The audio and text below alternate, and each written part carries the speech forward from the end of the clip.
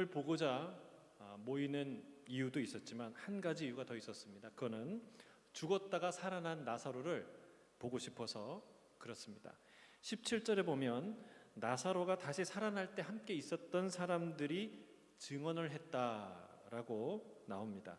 나사로 간증 집회가 열렸던 거예요. 나사로가 살았다라는 이야기를 하면 그런 간증을 할수록 누가 주목을 받을까요? 나사로가 주목을 받을까요? 아닙니다.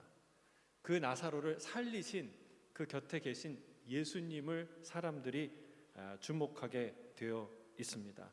실상 나사로가 그 일에 한 일은 아무것도 없어요. 그냥 병들어서 죽었을 뿐이고 예수님이 살리셔서 무덤에서 나왔을 뿐이에요. 모든 걸 누가 하셨습니까? 예수님이 하셨습니다. 그래서 성경은 이게 간증입니다. 여러분, 간증은 내가 드러나는 게 아니라 나를 살리신 주님이 드러나는 거예요. 근데 이 역할을 나사로가 잘했던 것 같아요. 어떻게 알 수 있냐? 성경에 뭐라고 얘기하냐면 나사로 때문에 많은 유대인들이 가서 누굴 믿었다고요? 예수를 믿더라. 저는 이 나사로라는 이 이름 대신 저와 여러분의 이름이, 우리 교회 이름이 들어가기를 주의 이름으로 축복합니다. 누구누구 때문에, 이정호 때문에, 예수 따라가는 교회 때문에 사람들이 가서 예수를 믿더라. 할렐루야. 예수의 증거자로 사시길 주의 이름으로 축복합니다. 다음 날 주님은 큰 무리와 함께 예루살렘으로 들어가십니다. 역사적인 순간입니다. 왜냐하면 예루살렘의 진정한 주인이 오신 거예요. 진짜 예루살렘의 왕의 행차가 있었기 때문에 그렇습니다. 우리 본문 12절 13절 같이 읽겠습니다. 시작. 그 이튿날에는 명절에 온 큰 무리가 예수께서 예루살렘으로 오신다는 것을 듣고 종려나무 가지를 가지고 맞으러 나가 외치되 호산나 찬송하리로다. 주의 이름으로 오시는 이 곧 이스라엘의 왕이시여 하더라. 요세푸스의 기록에 의하면 6월절에 예루살렘에 방문하는 인원이 한때는 한 250만 명이었다라고 언급하는 구절이 있어요. 그러니까 얼마나 많은 사람들이 모였겠어요? 그 수많은 사람들과 함께 예수님이 이스라엘을 들어가십니다. 그 군정들은 다 종려나무 가지를 들고 흔들며 예수님을 환호합니다. 호산나 찬송하리로다. 주의 이름으로 오시는 이 곧 이스라엘의 왕이여 라고 소리치며 주님을 환호합니다. 호산나라는 말은 짧은 기도이기도 하고 찬양이기도 합니다. 구하옵나니 이제 구원하옵소서라는, 이제 구원하옵소서라는 기도와 찬양의 구호지요. 이스라엘을 구원하기 위해 주의 이름으로 오는 이스라엘의 왕을 그들이 환영하고 찬양하는 말이에요. 호산나. 자, 이 거대한 군중의 열렬한 환호와 지지를 받는 이 광경을 보고 배아파하는 무리가 있었으니 곧 누굽니까? 바리새인들이죠. 예. 바리새인들이 누가복음에 보면 이 광경을 보고 예수님한테 따집니다.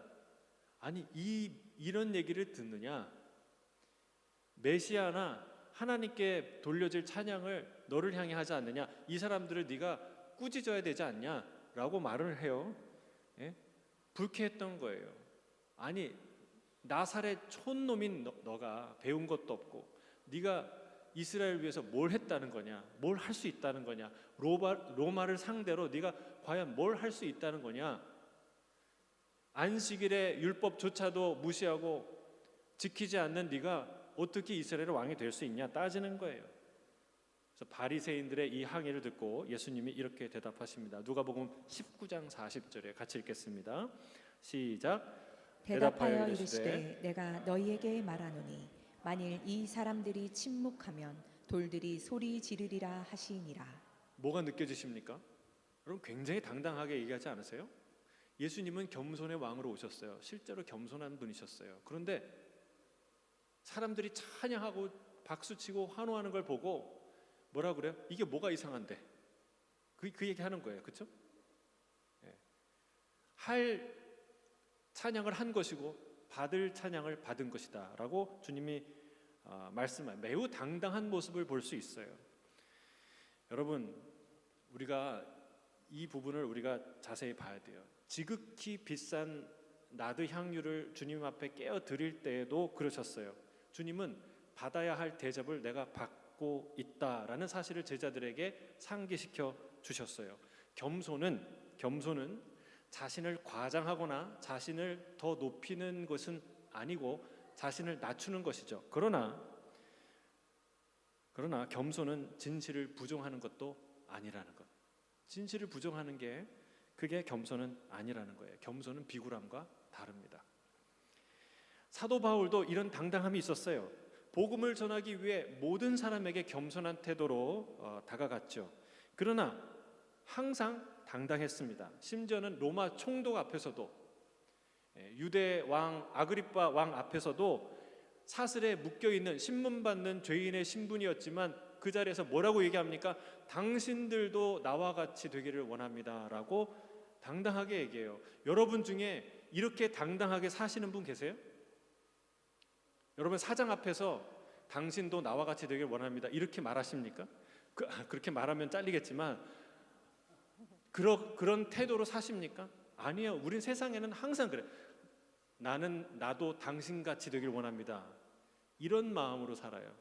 당신같이 좋은 차 타길 원하고, 당신같이 넓은 집에 살길 원하고, 당신같이 유명하길 원합니다. 이런 마음으로 살지 않습니까? 여러분, 그러나 이 예수님에게도, 이 사도 바울에게도 있었던 놀라운 태도가 있는데, 겸손함, 진실로 겸손함과 동시에 놀라운 당당함이 있었다는 사실입니다. 저는 저와 여러분이 나귀 타고 입성하신 예수님처럼 항상 겸손하기를 주의 이름 축복합니다. 동시에 이들이 침묵하면 돌들이 일어나서 찬양할 것이다 라고 말했던 그 당당함이 저와 여러분에게 있기를 주의 이름을 축복합니다. 겸손과 당당함, 이게 우리한테 함께 있어야 돼요.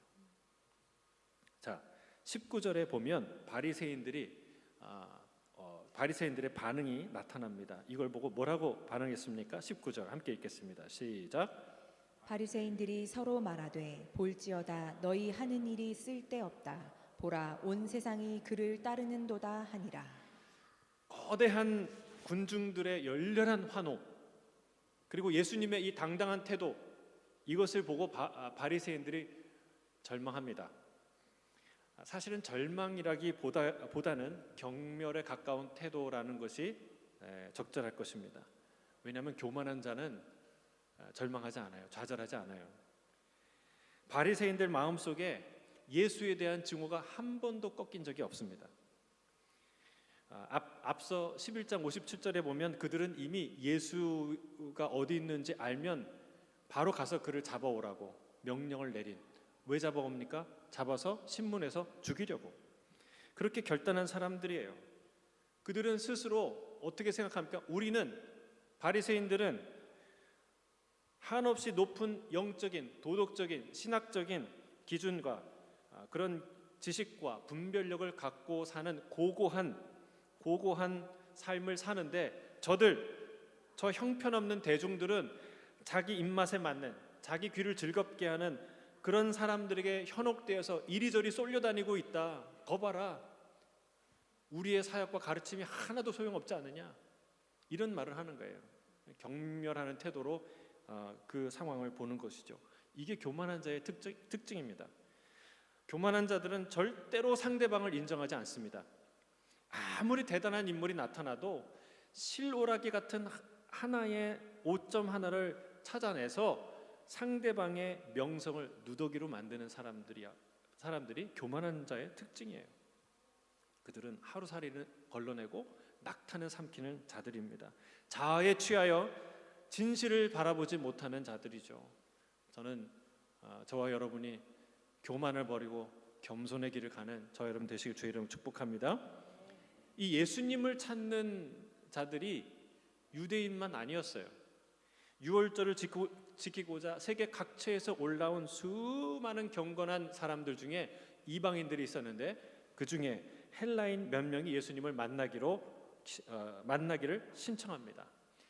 주님은 예루살렘과 유대 지방에도 사역을 했지만 갈릴리 그리고 사마리아 지역, 또 이두메와 요단강 건너편, 그리고 저 북쪽으로는 두론과 시돈에 미치기까지 사역하셨어요. 물론 거기에 있는 유대인을 주로 사역하셨지만 그 곳에 살고 있는 헬라 도시 그리고 헬라인들이 그 예수님에 관한 소문을 다 들었던 것이죠. 그래서 예수님이 헬라인들이 주님을 찾는다라는 얘기를 듣자 아주 의미심장한 얘기를 하십니다. 오늘 23절, 24절 같이 읽겠습니다. 23절 시작. 예수께서 대답하여 이르시되 인자가 영광을 얻을 때가 왔도다. 내가 진실로 진실로 너희에게 이르노니 한 알에 밀이 땅에 떨어져 죽지 아니하면 한 알 그대로 있고 죽으면 많은 열매를 맺느니라. 누가 만나겠다고 하면 만나겠다 혹은 안 만나겠다, 왜 만나고 왜 안 만난다, 이런 얘기를 해야 되는데 아주 엉뚱한 얘기를 하시는 것 같아요. 여러분, 이게 이방인과 만나기가 불편해서 이런 말씀하시는 게 아니죠. 예전에도 수로보니게 여인을 만나서 그 딸을 치유해 주셨죠. 또 백부장을 만나서 그 하인을 고쳐 주셨죠. 여러분, 주님이 왜 이런 얘기를 하시냐? 헬라인이 주님께 나오는 것을 보자 떠오른, 그리고 생각나는 주님의 비전과 환상과 어떤 중요한 이야기를 하시는 거예요. 자, 오늘 주님이 뭐라고 얘기하시냐면 때에 관한 얘기를 합니다. 때.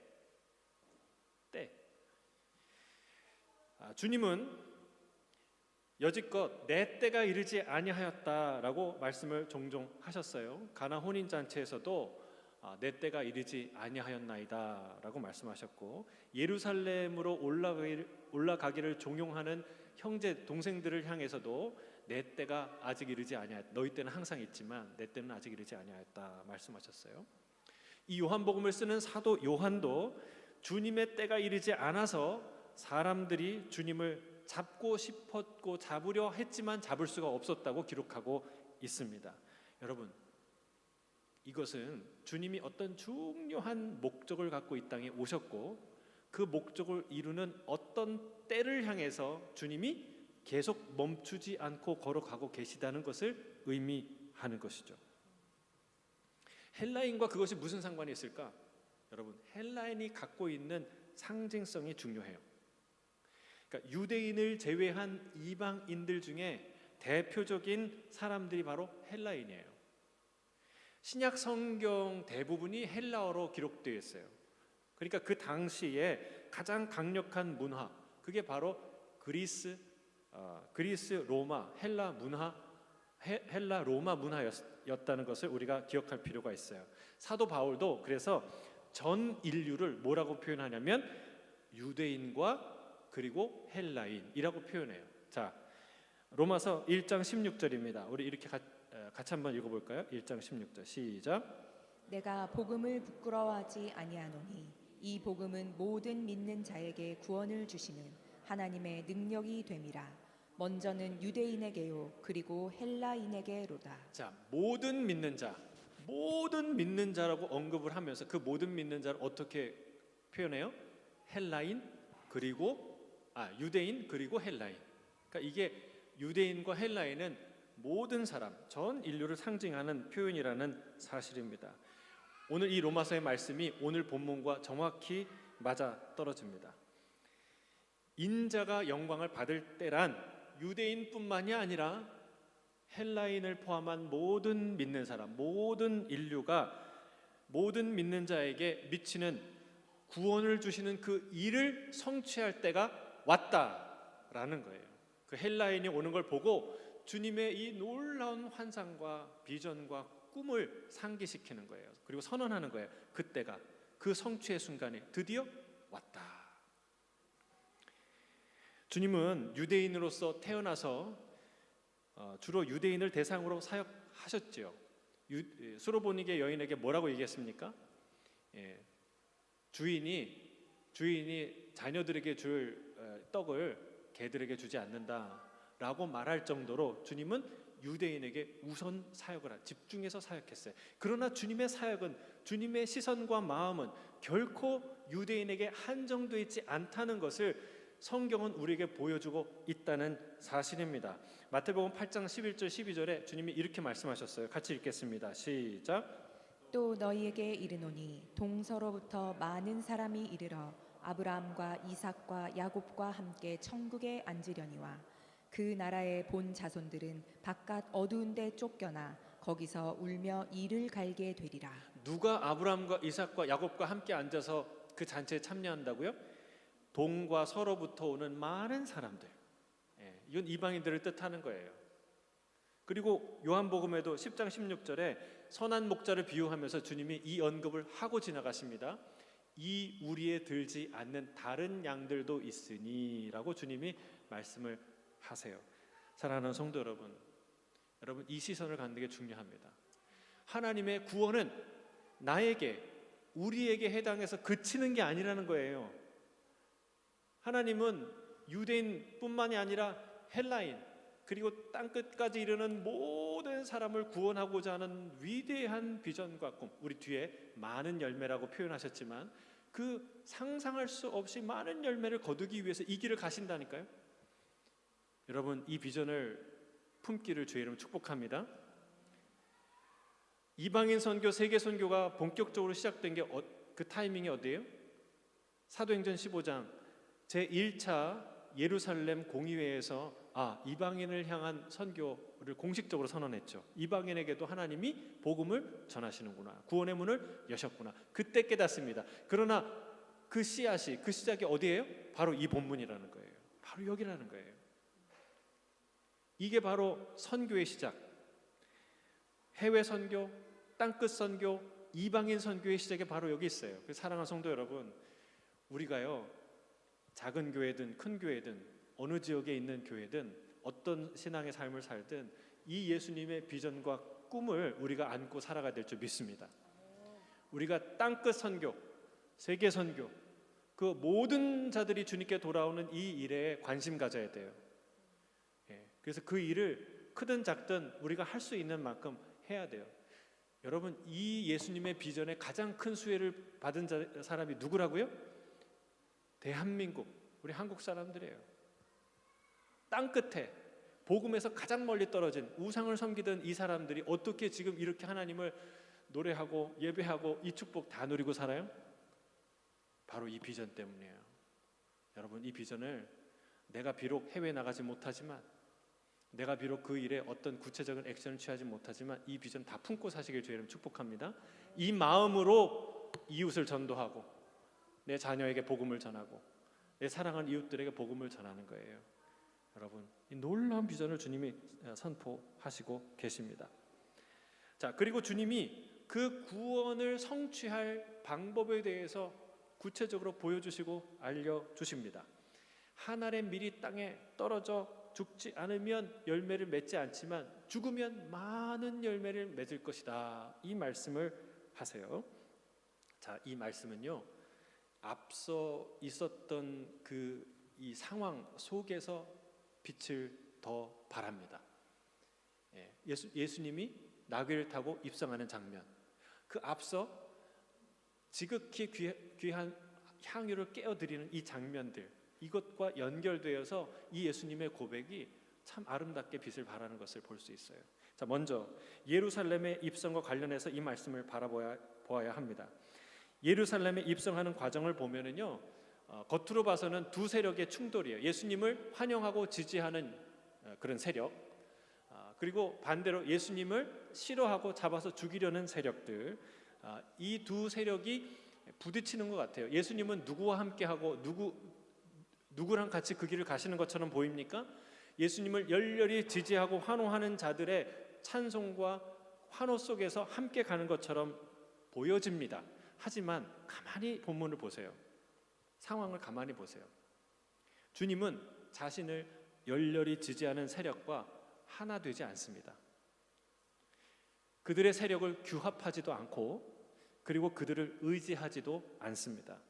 자신만의 길을 걸어가고 계시는 걸 볼 수 있어요. 그것을 상징하는 게 바로 나귀 새끼예요. 나귀 새끼를 타고 걸어가세요. 자, 요한복음 오늘 본문 14절 15절이에요. 같이 읽어보겠습니다. 시작. 예수는 한 어린 나귀를 보고 타시니 이는 기록된 바 시온 따라 두려워하지 말라. 보라, 너의 왕이 나귀 새끼를 타고 오신다 함과 같더라. 한 어린 나귀 새끼를 타고 오는 것은 스가랴 9장 9절의 말씀을 성취하는 거예요. 같이 한번 읽겠습니다. 스가랴 9장 9절 시작. 시온에 따라 크게 기뻐할지어다. 예루살렘에 따라 즐거이 부를지어다. 보라, 내 왕이 내게 임하시나니 그는 공의로우시며 구원을 베푸시며 겸손하셔서 나귀를 타시니 나귀의 작은 것 곧 나귀 새끼니라. 왕이 진짜 이 이스라엘 예루살렘으로 오시는데 그분은 공의로우시고 구원을 베푸시는 분인데 겸손하셔서 나귀를 타고 오신다. 그걸 지금 그들이 보고 있는 거예요.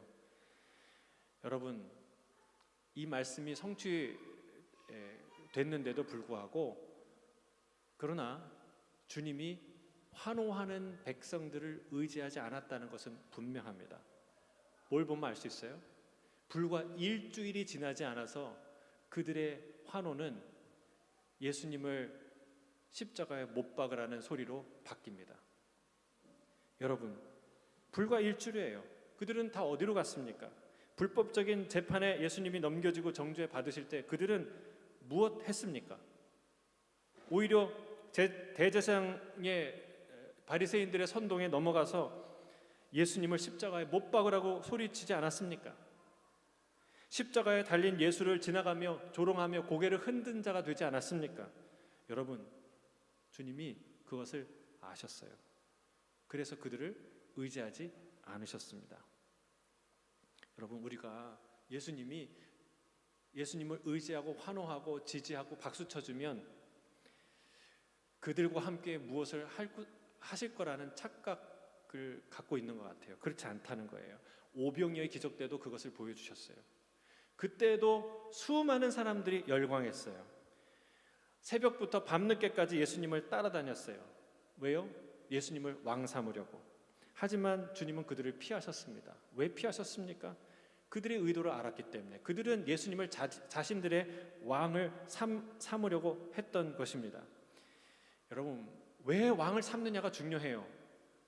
그들은 표적을 보았기 때문에 하나님의 그 메시아가 왔다라는 그 깨달음과 믿음 때문에 예수님을 따라간 게 아니라 자신들을 대표하는 자신들의 왕을 세워서 뭐를 궁극적으로 얻길 원하는 거예요? 떡을 얻길 원하는 거예요. 양식을 얻길 원하는 거예요. 자신의 이득을 원하는 것이었죠. 사랑하는 성도 여러분, 군중의 환호와 열광은 이런 의미를 담고 있습니다. 그들은 한 사람을 왕으로 삼고 그를 따릅니다. 그래서 지지하는 사람들은 킹메이커가 되고 왕은 주권자가 되는 것이죠. 그러나 그들은 본질적으로 공생관계일 뿐입니다. 군중은 권력자의 통치를 받지만 권력자는 자신을 지지하는 군중의 눈치를 끝없이 봅니다. 군중이 원하는 것을 충족시키지 못하는 권력자는 그 권자에서 언제든 쫓겨날 수 있다는 것을, 배신당할 수 있다는 것을 알기 때문에 그렇습니다. 여러분, 예수를 왕으로 삼으려는 자들과 그것을 막으려는 자들이 대립하는 것 같아요. 입장이 다른 것 같아요. 그러나 양쪽 모두 한 가지 공통점을 갖고 있는데 그것은 뭐냐면 자신들의 대표, 내 입맛에 맞는 나를 대표하는 그 어떤 사람을 왕에 올려놓고자 하는 세력들이었다는 사실입니다. 여러분, 그게 뭐가 이상한 거예요? 세상에서 어디나 일어나는 일 아닙니까? 현실 정치의 모습이죠. 그러나 성경에서 말하는 하나님, 그리고 우리 예수님은 그것과 차원이 다른 주권자라는 것을 성경이 우리에게 보여주는 거예요. 그분은 우리가 지지해서 왕이 되는 게 아니에요. 우리가 왕으로 세워서 왕이 되시는 분이 아니라는 거예요. 누군가의 지지를 받아서 왕위에 오르시는 분이 아니라는 사실입니다. 그분은 원래부터, 태초부터, 아니 영원 전부터 왕이신 분인 줄 믿습니다. 이걸 이해하는 게 너무나 중요해요. 여러분, 우리는요 병정놀이에 익숙하듯이 왕놀이에 익숙해요. 우리가 대부분 킹메이커가 되려고 킹메이커의 역할을 즐깁니다. 누군가를 지지하고 환호하고 그래서 리더로 만들어주고 왕으로 삼고 그런 다음에 그를 쥐고 흔들어서 얻고 싶은 것을 얻으려는 그런 마음이 우리 안에 있어요. 그런 의도들이 있죠. 그래서 더 이상 얻어낼 것이 없다. 그러면 어떻게 됩니까? 그를 버리고 또 다른 일을 왕으로 삼아 버립니다. 그런 일을 반복하죠. 그것을 성경은 뭐라고 얘기해요? 반역이다 말하는데 우리는 정치다라고 말한다는 사실이에요. 사랑하는 성도 여러분, 이 땅에서는 그런 일이 일어나죠. 그러나 우리 예수님은 그렇게 대할 분이 아니라는 것을 성경이 말해주고 있다는 사실이에요. 그분은 길들일 수 없는 사자와 같은 분이에요. 고양이는 길들여도 강아지는 길들여도 사자는 길들일 수 없어요. 이걸 모르거나 여전히 육신대로 본능대로 세상 기준으로 생각하는 사람은 어떤 함정에 빠지냐면 예수님을, 하나님을 조종하려는 함정에 빠집니다. 물론 말로는 그렇게 안 해요. 그렇죠? 그러나 우리의 모든 의도로 예배와 기도와 헌신과 그 모든 방법으로 경건한 수단으로 예수님을 조종하려고 하나님을 움직이려고 하는 그런 태도를 갖게 되는 것이죠. 주님은 우리를 사랑하십니다. 그리고 우리의 생각과 의견을 존중하십니다. 그리고 우리의 기도를 들으십니다. 하지만 우리가 쥐고 흔들 수 있는 분이 아니라는 것을 알아야 돼요. 여러분 이걸 꼭 아셔야 돼요. 내가 그러고 있는 사람인지 아닌지를 어떻게 알 수 있을까요? 한 가지 방법이 있어요. 여러분, 내 욕망보다 주님이 더 소중해야 돼요. 내가 간절히 바라는 그 욕망보다 주님이 더 소중해야 돼요. 욕망은 버릴 수 있어도 주님은 버릴 수 없어야 돼요. 이 왕이신 것을 우리가 안다면, 반대로 주님은 버릴 수 있어도 욕망은 버릴 수 없는 자가 있다면 그는 아직도 안타깝지만 육에 머물러 있는 자들이에요. 여러분, 마술사 시몬 얘기를 자주 제가 가끔씩 하는데 정말 그 캐릭터는 아주 중요한 교훈을 우리에게 준다고 생각해요. 마술사였던 시몬이 회개하고 제자가 되죠. 그리고 잠시 이런 유혹에 빠집니다. 베드로와 요한이 기도하자 성령이 막 물 붓듯이 부어지는 거, 방언이 터지고 은사가 터지는 걸 보고 은을 주면서, 돈을 주면서 베드로에게 이 은사를 내게도 달라고, 내가 기도할 때 이런 은사가 막 펑펑 터질 수 있게 해달라고 말합니다. 베드로가 뭐라고 얘기합니까? 이 악독이 가득한 자여, 내가 너를 보니까 악독이 가득하구나, 이 은과 함께 망할지어다 라고 얘기하자 이 시몬이 어떻게 합니까? 즉각 회개합니다. 여러분, 바로 이게 그가 진정한 그리스도의 제자였다, 진정한 그리스도인이었다는 증거예요. 욕망을 버리고 주님을 택했기 때문에 그렇습니다. 여러분, 대부분 이 시몬과 같은 입장에 여러분을 처음 어떻게 될까요? 제가 여러분이 1대1로 상담을 하는데 이 악독이 가득한 성도요, 당신의 돈과 함께 망할지어다 이러면 여러분 어떻게 하시겠어요? 솔직히 어떻게 하시겠어요? 아니, 이 목사가 정신이 돌았나? 아니, 어떻게 성도한테 이런 말을 하지? 그리고 교회를 떠났을 거예요.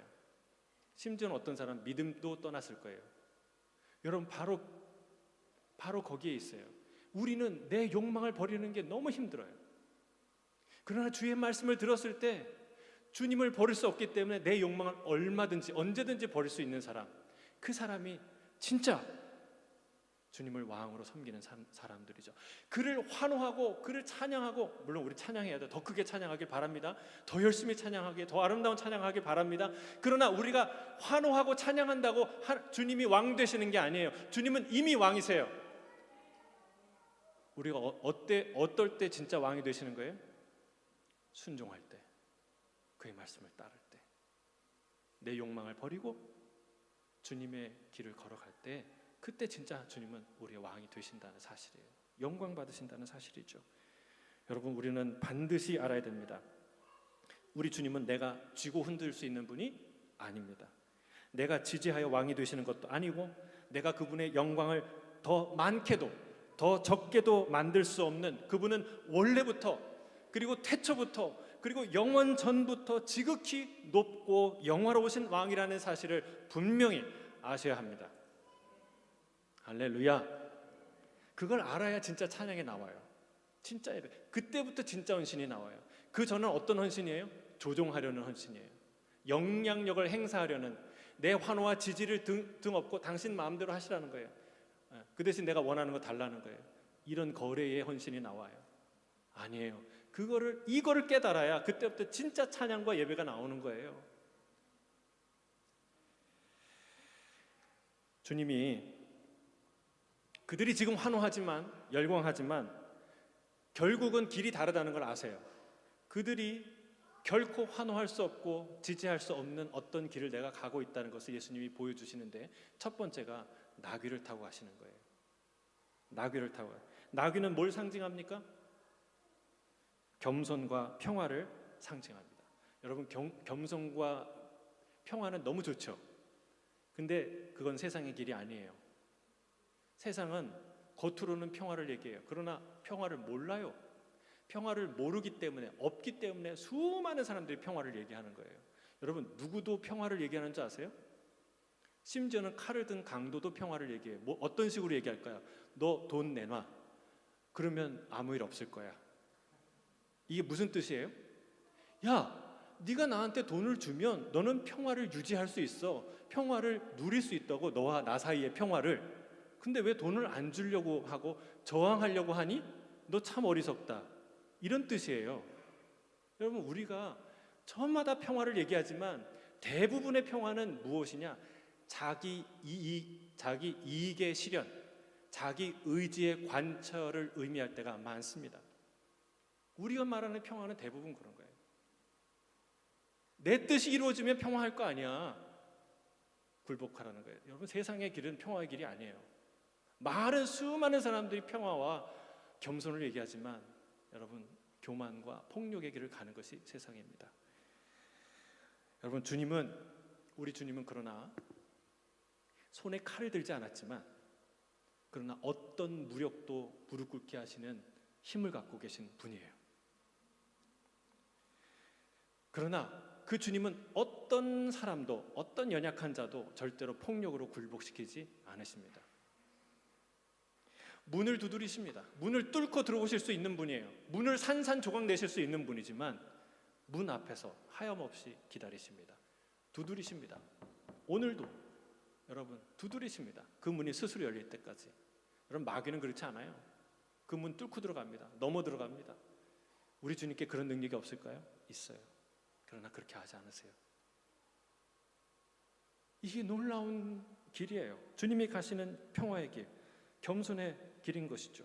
그렇게 들어오셔서 우리에게 진짜 평화를, 세상이 줄 수 없는 평화를 가르쳐 주시고 진정한 샬롬을 우리에게 선물해 주시는 것이죠.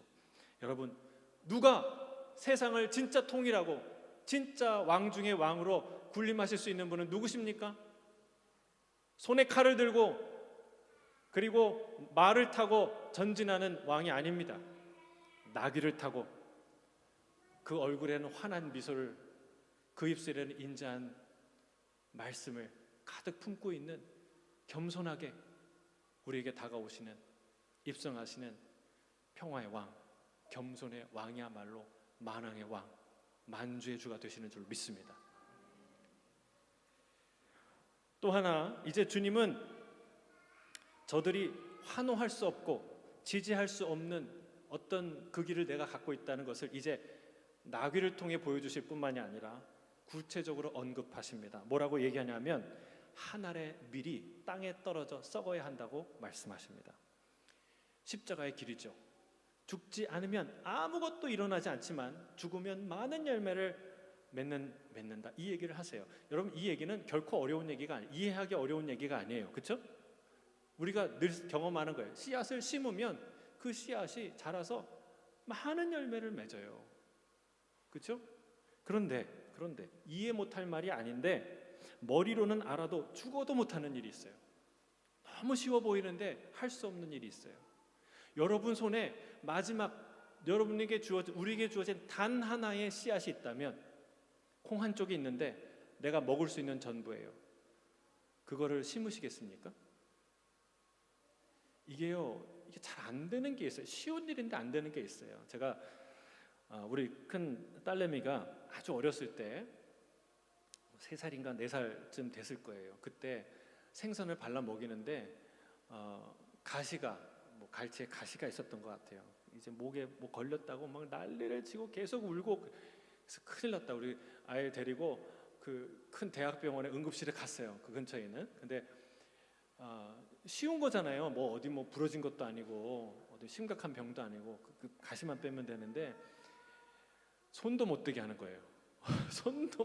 입을 벌리지도 못하게 하는 거예요. 가시만 빼면 되는데 결국은 어떻게 했냐면은 의사 선생님도 못하다 나중에 그 수면 마취를 해서 뽑았는데 그 사실은 그 수면 마취도 제대로 안 됐어요. 얼마나 긴장하고 있는지, 얼마나 무서워하고 있는지, 그 가시 하나 빼는 게 무서워서. 여러분, 우리 손 안에 든 유일한 거, 그거 놓는 거, 그거 그렇게 무서워해요. 우리가 그거 못 하는 거예요. 그거 하나 있는 자존심, 그거 하나 있는 거 내려놓으면, 그거 죽으면, 그거 주면 죽는 게 아니라, 잃어버리는 게 아니라 많은 것을 얻는데 그거 못 하는 거예요. 여러분, 우리 윤 장로님 마트를 하시는데 또 맨 아침에 또 큰 마트에 가서 물건 사오시잖아요. 늘 뭐라고 얘기하시냐면 돈 쓰는 맛이 있어서 좋으시대요. 왜냐하면 막 싱싱한 거 막 사오시니까 돈 주고. 근데 이건 뭔가를 아시는 분이에요. 그렇죠? 그럼 만약에 우리가 마트에 가서 돈을 주고 물건을 사는데 돈을 잃어버리고 돈을 빼앗기는 건가요? 아니면 물건을 얻는 건가요? 예? 돈을 너무 사랑하는 사람은 그게 아까운 거예요. 돈을 빼앗기는 거예요. 돈이 없어지는 거예요. 그래서 그거 못하는 거예요. 근데 여러분, 우리는 그렇게 돈 안 써요. 보통의 이성을 갖고 있는 사람은 뭐가 보여요? 그 돈을 주고 값을 주고 내게 필요한 식재료를, 내게 필요한 아주 요긴한 물품을 사서 고마운 거예요. 좋은 거예요. 즐거운 거예요. 돈 쓰는 재미를 아는 것이죠. 근데 여러분, 우리가 내가 뭔가를 주고 많은 것을 얻는다는 것을 확신하지 못하면 우리가 그렇게 살아요. 절대 못 죽어요. 근데 여러분, 오늘 주님께서 내가 왜 죽는 길을, 내가 왜 십자가의 길을 가냐, 내가 가는 길이 그 길인데 왜 가냐, 아무도 가지 않는 길인데 내가 왜 가냐, 주님이 아주 분명하게 말씀하세요. 왜 그 길을 가십니까? 많은 열매를 주시려고 가는 거예요. 할렐루야. 우리가 어떻게 돈을 써요? 많은 물건을 받을 수 있다고 생각하니까 돈 물 쓰듯이는 거예요. 아니, 장로님이 가서 막 돈은 주는데 물건을 안 줘. 사람들이 과일을 안 줘. 그러면 어떻게 돈 씁니까? 여러분, 바로 이거예요. 우리 인생에, 그래서 제가 지난주도 그런 얘기 했잖아요. 이해타산, 그걸 잘해야 성경을 이해한다니까요. 계산을 잘해야. 여러분 보세요. 하나를 주지만, 심지만 뭘 얻어요? 많은 열매를 얻는다는 거예요. 많은 것을 얻기 위해 죽는 것은 죽는 게 아니라 사는 길이죠. 많은 것을 얻기 위해 주는 것은 잃어버리는 게 아니라 얻는 것이죠. 소득이죠. 여러분, 우리가 죽어야 삽니다. 여기서 한 번 더 생각하는 것은 지극히 비싼 향유를 부은 일들을 기억할 필요가 있어요. 여러분, 많은 사람들이 분개했어요. 왜 그거를 예수님께 부었냐? 허비했다고 생각했어요.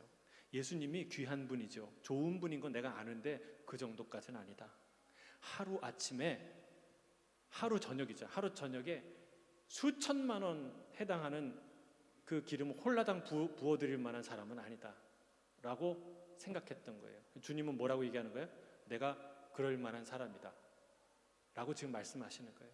아니, 온 세계의 가장 귀한 나드 향유 한 병이 아니라 모든 향유를 다 깨어드린다고 해도 모자랄 뿐이다 라고 성경은 우리에게 알려주시는 거예요. 근데 그 귀한 분이 자기의 생명을, 자기의 영광을, 자기의 모든 것을 다 내려놓고 십자가의 길을 가십니다. 왜 그 길을 가시나요? 많은 열매를 얻기 위해서, 많은 사람을 살리기 위해서. 사랑하는 성도 여러분, 이 귀한 하나님의 은혜와 사랑을, 이 설교 들으면 나도 옥합을 깨뜨려야지. 여러분, 그게 메시지가 아니에요. 사실은 내가 깨뜨려도 평생 영원히 깨뜨려도 다 갚을 수 없는 놀라운 귀한 진귀한 향유 옥합의 그 은혜를 내가 받았다는 거예요. 그 기름 부으심을 받았다는 거예요. 할렐루야. 그 귀한 예수님이 나에게 하나밖에 없는 당신의 생명을, 하나밖에 없는 아들을 깨뜨려 주시는 거예요. 왜요? 우리를 살리기 위해서. 여러분, 죽어야 삽니다. 죽는 길이 사는 길이에요. 전 너무 안타까워요. 여러분, 우리가 죽지 않으면 어떻게 사랑합니까? 자아가 파득파득 살아있는데 사랑할 수 있어요? 아니에요. 십자가의 길을 가지 않으면 우리 사랑할 수가 없어요. 근데 여러분, 조금만 더 부드러운 말을 하세요. 특히 남편에게, 특히 아내에게. 여러분, 부드러운 말을 하세요. 따뜻한 말을 하세요. 제일 자존심 세우는 대상이 내 남편, 내 아내. 그처럼 어리석은 일이 어디 있어요? 가장 겸손하고 가장 온유해야 될 대상이 바로 우리 아내와 남편, 가족이 아닙니까? 여러분, 근데 우리가 실제로 죽기 힘든 것을, 내 자존심, 내 자아, 죽기 힘든 거를 그때 경험해요. 가장 가까운 사람하고 그런 문제를 경험할 때. 사랑하는 성도 여러분, 죽는 게 사는 것이라는 것. 내가 죽으면 많은 사람이 살아납니다. 아내가 살고, 남편이 살고, 가족이 살고, 그리고 온 하나님의 나라가 사는 거예요. 여러분, 이 길, 겸손과 당당한 그 길, 많은 열매를 위해 죽음의 길로 많은 사람을 살리는 그 길로 가시는 저와 여러분이 되시기를 주의 이름으로 축복합니다. 함께 기도하겠습니다. 사랑하는 주님, 만왕의 왕, 만주의 주 되신 주님, 그 주님을 따라가는 겸손의 길, 평화의 길, 그리고 많은 생명을 위하여 아낌없이 자신을 내어주는 십자가의 길, 우리도 즐겁게 따라가는 주님의 백성 다 되게 하여 주옵소서.